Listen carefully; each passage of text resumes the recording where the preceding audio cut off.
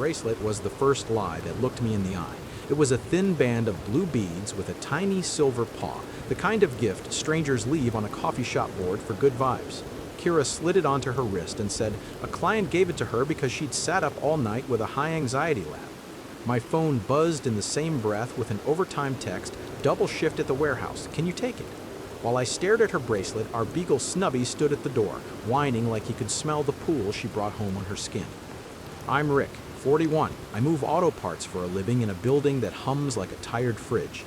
Kira, my wife, runs a volunteer foster network for dogs around Orlando, the kind where you sleep on someone else's couch because their lab can't breathe without a hand on its side.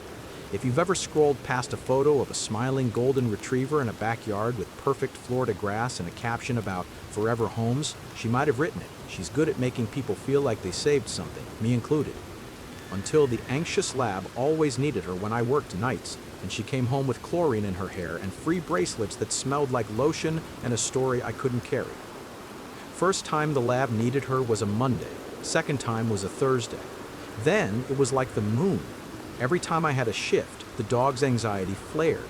She'd kiss me quick and say, gated community near Windermere, you know the one. The owner is upset. The lab shakes when storms are coming. It's Florida. Storms are always coming. She'd grab a tote with a blanket and a dog bone and disappear into a night where all I could picture was a big head pressed to her rib cage. I didn't mind the work. I minded how our own Beagle sat by the door sniffing the air and choosing the wrong side of my legs to wait. The first weird thing wasn't a knob turned the wrong way or a lipstick in a new shade. It was inventory. At the shelter, 2 donor crates were missing from the back wall, both brand new, the kind with plastic trays that slide out like drawers. We'd unloaded them together 3 days before. Kira wrote thank you notes to the donors with little paw prints on the corners.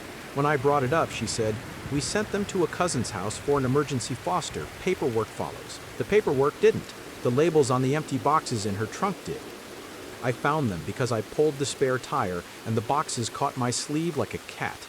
There were 2 labels with donor names, peeled from the crates and stuck to cardboard like a kid hoarding stickers. My stomach pricked like fiberglass. By then I had a habit of checking small things. That's what warehouse guys do. We count. On her phone, the Rover app notifications were off. If you don't know Rover, it's where people pay dog sitters with messages and photos and how was your walk in pastel colors. Kira's badge on Rover said, top sitter. The little bell next to messages was grayed out. In our bank account, I saw cash deposits coming in like quiet waves, not from Rover, hand to hand, then into the ATM with no name attached but hers. Rover's messages were waking me up, she said when I asked. And the cash? Some clients prefer. Old folks don't do apps. Old folks with pools? I asked. I tried to make it a joke. It came out like a question that already knew the answer. She looked at me over the rim of her water glass, the kind of look that says, not now, not this tone. Don't make it ugly, she said. I'm doing good work. I know, I said, because she was, and also because that sentence was a rope I didn't want to cut. It just feels off.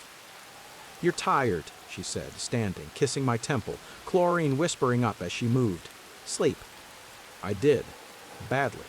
In the half-sleep, the sound in my head was a gate beeping open, the kind of short metal squeak that lives in gated communities with perfect hedges.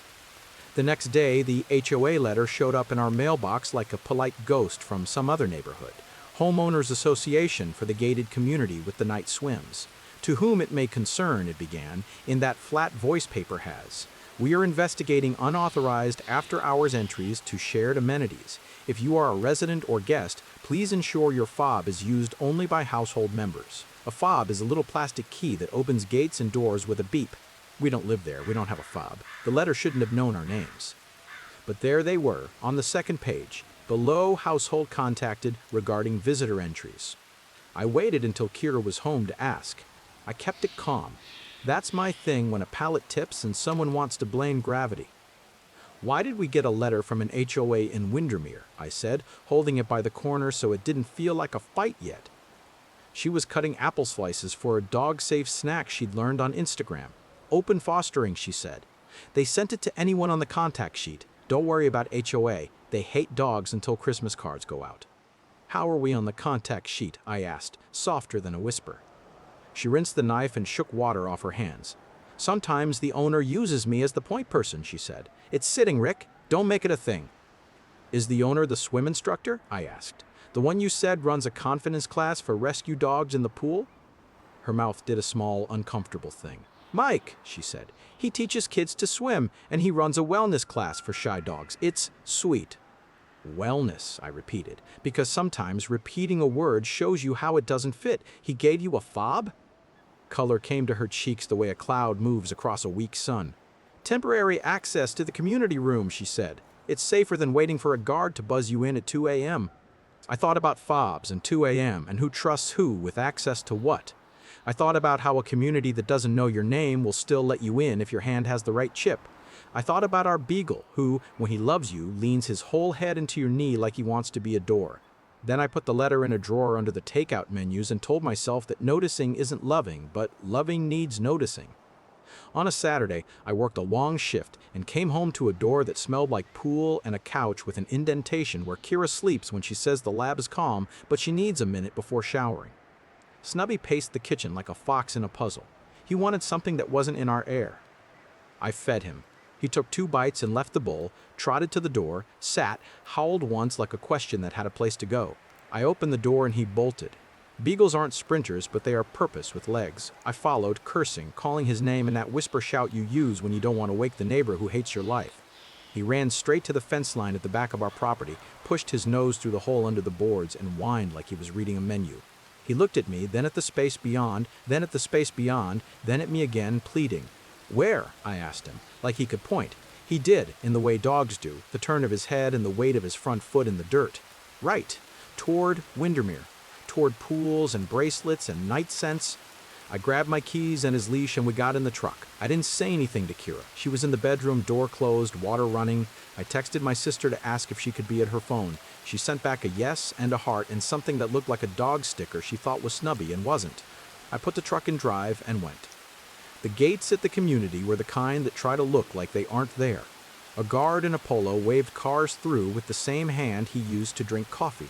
I pulled to the visitor lane and told him I was there to pick up my dog from a sitter, which was true in the kind of way that keeps a gate from being a wall. He eyed Snubby in the passenger seat like the dog had brought ID. He pressed a button and the arm lifted and I felt like a thief for setting my tires where expensive tires live. The pool area wasn't hard to find. It was a blue dot behind palms. The fence had a gate with a fob reader that glowed green when a woman with a stroller waved her wristband without breaking stride. I waited until she went through with her baby and a smile that said her world was the right size. I caught the gate with my hand and slipped in. People say guilt hides. It doesn't. It sits in your throat like a stone.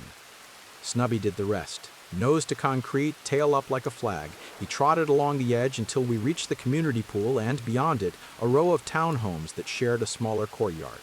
The pool pump hummed in a way that reminded me of my warehouse and made me hate that sound. Behind the second townhome, a private pool sat under a screen cage like a dream behind gauze. Water rippled. A pool vacuum made lazy loops like a robot daydreaming. On the deck was a towel with the imprint of a body. Beside it, the bead bracelet. The same blue. The same tiny paw. Snubby whined, jumped, put his paws on the screen door, and from inside I heard a male voice call, "Who's there?" The voice was comfortable. It was the kind of comfortable that made the hair on my arms go cold even though the air was a sticky floor to hug. The slider opened. Mike stepped out in board shorts and a shirt that read, "Swim Safe," in a font meant to make parents relax.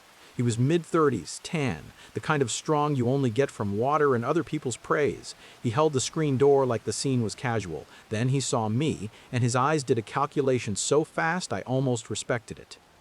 "Oh," he said, "you must be Rick. People don't get your husband's name right unless they've used it." I felt weirdly grateful he didn't try to call me man. "I'm here for my dog," I said. The words came out steady. I worried they would come out like a bark. He looked at Snubby, then at me, then at the towel. "He likes the pool," he said, like that was the problem between us. "He likes my wife," I said. "He goes where she sleeps." He nodded in that slow way certain men use when they'd rather do pull-ups than talk. "She's not here," he said. "She left an hour ago." "You sure?" I said, because sometimes the word sure makes the liar notice his spine. "Her bracelet is." He glanced down. "People forget things." "She forgets us," I said. That was the first time my voice broke. Not into tears, into something thin and sharp. He flinched like he heard it. "Look," he said, holding up his hands in that open pose. I'm sure they teach a de-escalation for coaches. Kira helps here. With dogs who are scared of water. We run retreats sometimes. The HOA hates that word, so it's wellness weekends. She's a volunteer. She's good. That's it. She's not doing my taxes, I said. She's sleeping. Here. I'm not going to have this conversation with you, man, he said. You should talk to your wife. I did, I said. She speaks in bracelets and chlorine. He looked at the fob reader by his side gate like it might save him. He put a hand on it and it beeped, friendly. He had the grin of a man who confuses technology with permission. You should go, he said. Snubby leaped, hit the screen with his paws, and the latch popped because rich people make life easy until nothing works. He squeezed through like a snake in a dog suit, sprinted across the deck, and in one beautiful, heartbreaking arc, jumped into Mike's pool. He swam to the shaded corner, circled twice, and put his chin on the tile like a person on a pillow. It was such a practiced move, my chest went hot and hollow at once. That's where he sleeps, I said, watching my Beagle float where he learned my wife's scent meant rest. That exact spot. Mike looked at the dog like the dog had betrayed him too. He likes the cool, he said, very quiet, and for a second he was just a guy who knew dogs and wished this was simpler. I snapped a photo of my own dog in that corner. Then I clipped Snubby's collar with my hand, hauled him out, water and all, and held him against my shirt so we both were wet. The smell of chlorinated fur is the smell of a fight you win by leaving. I'm telling the HOA, I said, and the owner of this unit, and the shelter board that tracks crates like a church tracks candles. He had the decency to close his eyes for a second like he felt tired of his own story. Do what you need to, he said. I will, I said, and Kira will come home to a house that has a bed, without a pool. I left. The gate beeped shut behind me in that little innocent way the gates have, like they don't get to decide who feels trapped. Back home, Kira sat at the table with her hair wet, a towel around her shoulders. The bracelet was gone. Her eyes were red from either the pool or the truth. You took Snubby, she said, like I'd moved her thing. He took me, I said. Couldn't smell you here. She pressed her lips together until they were a line. Don't be poetic, she said. Just say it. Say what? I asked. That you're in a pool with a swim coach when I stack boxes? That your fob works at 2 a.m. because your anxious labs is a man with a nice smile and keys? Stop, she said. There was no anger in it, only fear and a little relief and then shame because relief is ugly when you've been hiding. Why? I asked. It's already loud. Her eyes filled and didn't spill. I'm not in love with him, she said. That sentence doesn't help, I said. You know it doesn't. She nodded. It doesn't, she said. She put her face in her hands, and I stood there with my wet shirt and my wet dog and my dry mouth and thought about how the body wants to comfort even when the mind wants to reboot. I didn't touch her. I looked at the small white marks on her wrist where 3 different bracelets had been and weren't. Do you want one sentence of truth? I asked. She nodded into her hands. Ah. You crossed the line, I said, and you did it where our dog sleeps. She nodded again, smaller. We sat a long time without furniture in our voices. When she finally spoke, she didn't say, I love you, or I'm sorry, or forgive me. She said, he gave me access to the amenities because the guards are lazy and the board is petty and the lab noises bother people. He said I could be a host for events and let people in. He said I was important. I liked how it felt to be the key. I liked that somebody needed me when you were gone. I liked that it smelled like somewhere else. I know, I said, because that is the exact right description of a bad decision. It's not a villain. It's a smell that doesn't belong in your house. The next morning, I printed copies. I printed the HOA letter. I printed the photos of the crates, the donor labels I found in her trunk, the bank deposits of cash marked wellness, the snapshot of Snubby sleeping in a pool that wasn't ours. I printed Mike's public flyer for a weekend water reset with a cutesy paw in the corner, his LLC in small type at the bottom. I wrote a cover note to the HOA board in plain English. A volunteer you trust is using after-hours access to run paid escapes in your townhomes. I included the timestamps from the intercom and a line that said, your cameras will verify. I dropped the packet in the HOA office slot and, because I wanted more than a scolded letter, I walked 3 doors over to the unit's owner, a guy who bought for rental and barely lived in the state. He wasn't home. His property manager was. She opened the door in a polo with a logo that looked like a leaf and a tongue. I handed her a packet and said, you're about to have liability. Fix it. She said she would. Her eyes said she already knew. I made one more packet for the shelter board where Kira signed crates in and out. I included the inventory sheets, the donor tags, and a photo of the empty shelter wall where the crates should be. I didn't write a speech. I wrote the date and the word missing. The board president called me that afternoon with a voice that tried to be kind and fell into sad. "We will handle the crates," she said. "We will handle Kira's access." She didn't ask me if this was a marriage problem. I appreciated that.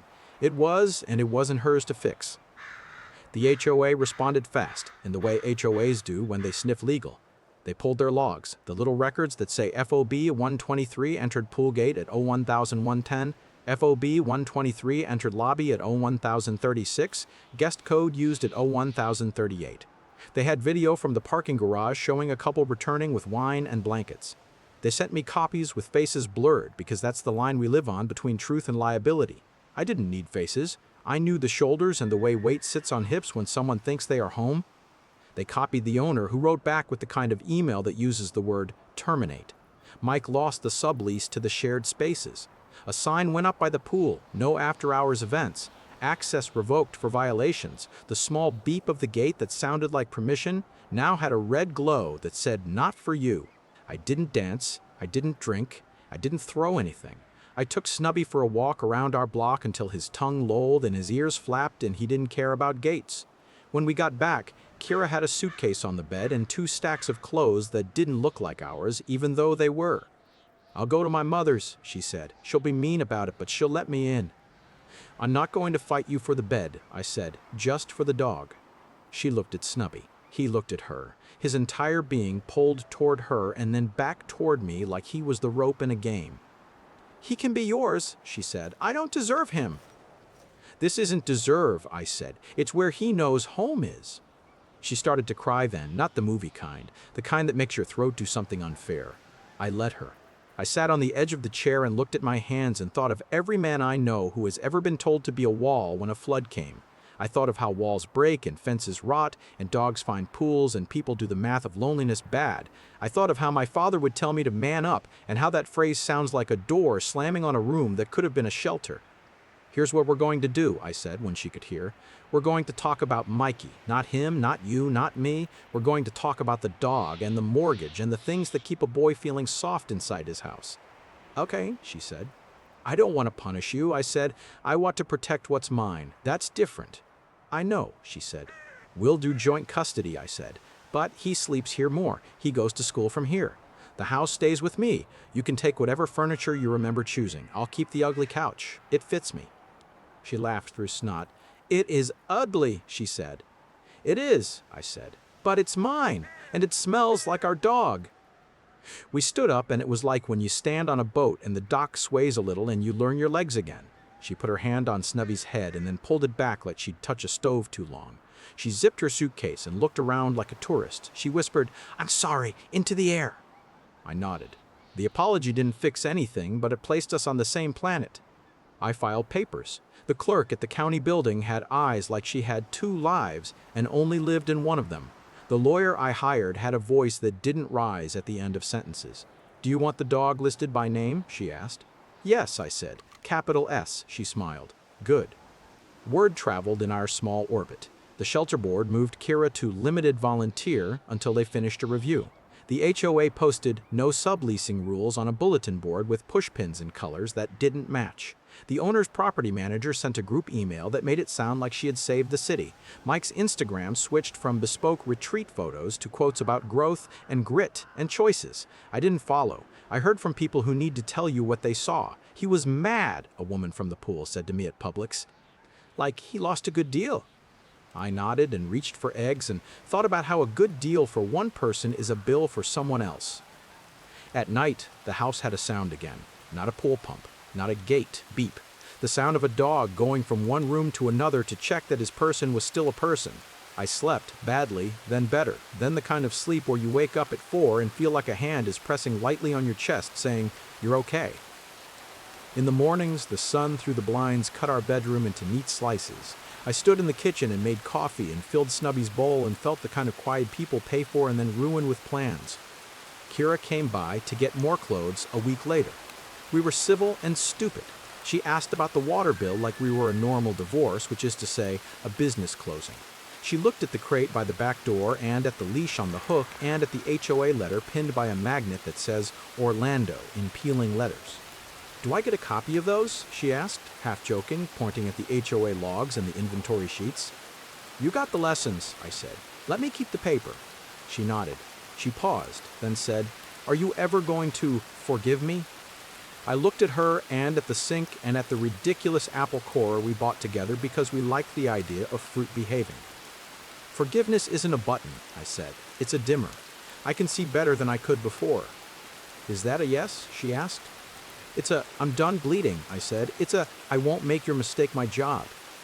She put a shirt in her bag, the one with the shelter logo, and then left without trying to take the dog. Snubby followed her to the door and then came back to me like a citizen choosing a country. The divorce finalized in a PDF that didn't look important enough to hold our house in its lines. I signed and she signed, and my lawyer said I did it clean. "Most men your age either torch it or stay," she said. "You did neither. I didn't feel noble. I felt like a man who had moved heavy things all day and finally got to put them down."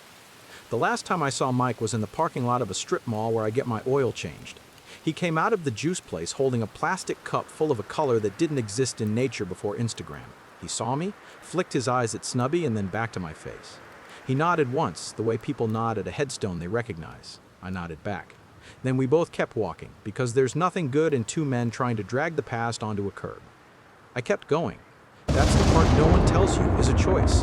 You think you'll be carried or crushed or put away on a shelf, but you get up, feed the dog, answer the friend who invites you to a fishing day in Titusville, stack boxes at work until your back sings, and make a bowl of something for dinner that isn't a metaphor.